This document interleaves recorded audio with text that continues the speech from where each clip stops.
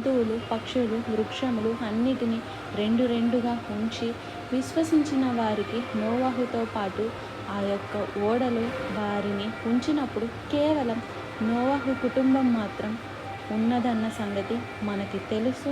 1 సంవత్సరం పైబడిన నోవహు ఆ వరద జలాలలో సకల జీవులు కొట్టుకుపోయిన తర్వాత అరారోతు పర్వతం మీద ఆ యొక్క ఓడ నిలిచినప్పుడు 1 సంవత్సరం పైబడి నోవహు ఆ ఓడలో ఉండవలసి వచ్చింది. దేవుడు నోవహును జ్ఞాపకం చేసుకొని గాలిని పంపించినప్పుడు ఆ వరద నీరు ఆరిన తరువాత నోవహు బయటకు వచ్చి చూస్తే తాను చూసిన లోకం వేరు, ఇప్పుడు చూస్తున్న లోకం వేరు.